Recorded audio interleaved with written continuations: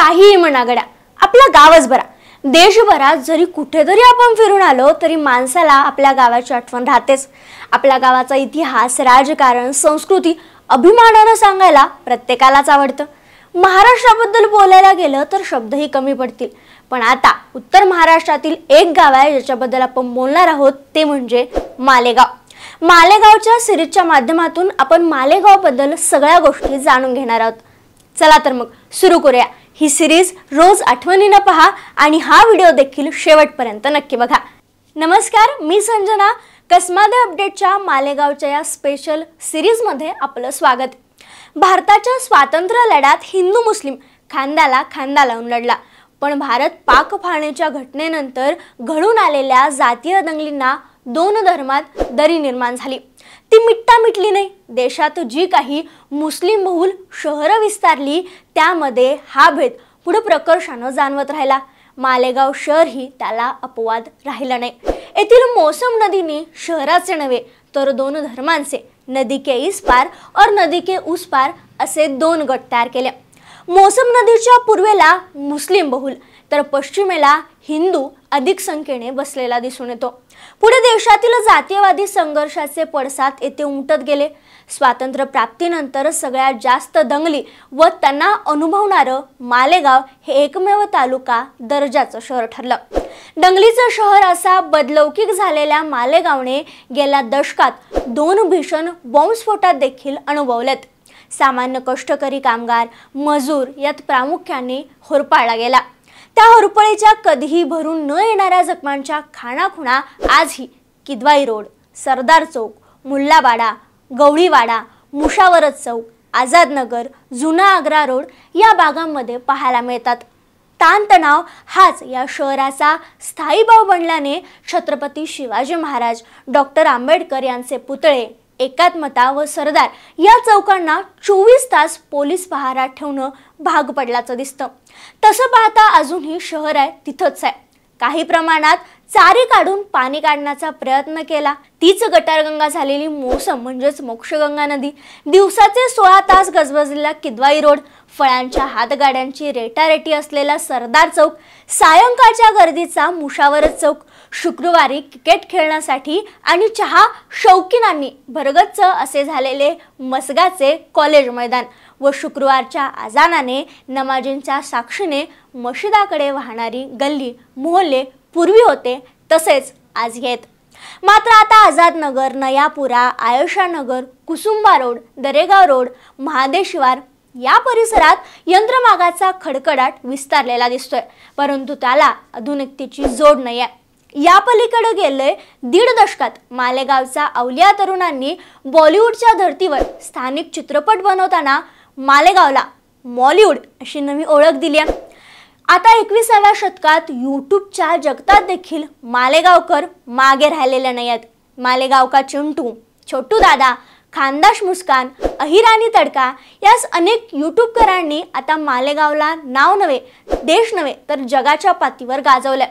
आणि याच यूट्यूबवाल्यांचं उत्पन्न देखील आता लाखोंच्या वरती पोहोचलं असून मिलियन बिलियन मध्ये त्यांना बघणारे लोक आहेत. खरं तर येथील तरुण कल्पक, तंत्रकुशल आणि मेहनती आहेत. ते गल्ली मोहल्ल्यातील गाळे व टपरांकडे पाहून सहज कळतं सुद्धा. शहरात अजूनही MIDC तसेच रोजगाराच्या पूरक अशा संधी उपलब्ध झालेल्या नाही आहेत किंवा राजकीय उदासीनता असल्याने ते होऊ शकलेलं नाही आहे असं दिसत नाही आहे. काहींनी उद्योग आणायचा प्रयत्न केला मात्र त्यांना यश तरी अद्यापपर्यंत आलेलं दिसत नाही आहे.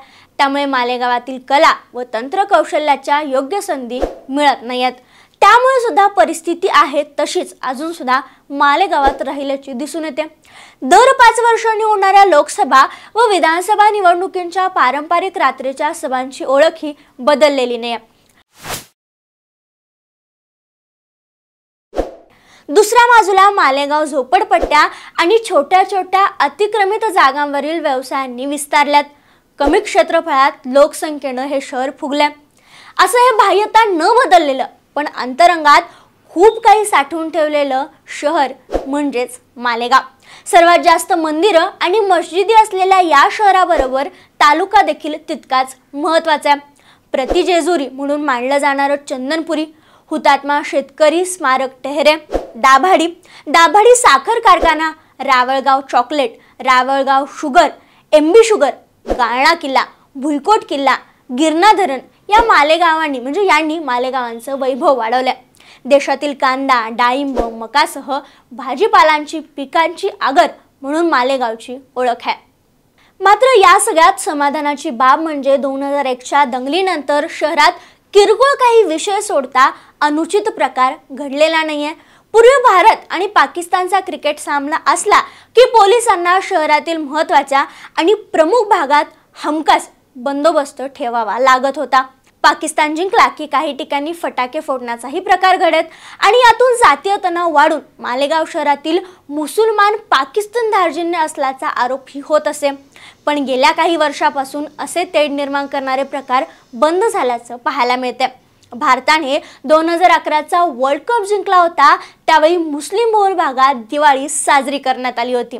जातीय तेढ निर्माण करण्यासाठी तरुणांना चिथावणी देणाऱ्यांचे मनसुबे कळण्याइतपत आता मालेगावचा तरुण सजग झालेला दिसतोय आणि म्हणूनच सारे जहां से अच्छा हिंदुस्तान हमारा असं मालेगावकर गर्वाने म्हणतो।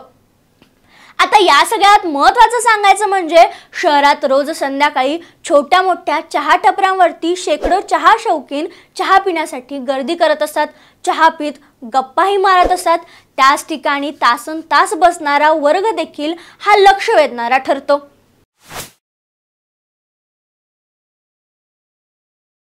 आता ही झाली मालेगावची सुरुवातीची माहिती। नाही, मालेगावची ओळख इथपर्यंत थांबत नाही हे तुम्हालाही माहिती आहे। त्यामुळे मालेगावबद्दल अजून खूप काही गोष्टी तुम्हाला सांगायच्या आहेत, त्या लगेच इथं सांगता येणार नाहीत। त्यामुळे अजून पुढे आपण याबद्दल पुढच्या सिरीजमध्ये समजावून घेऊ।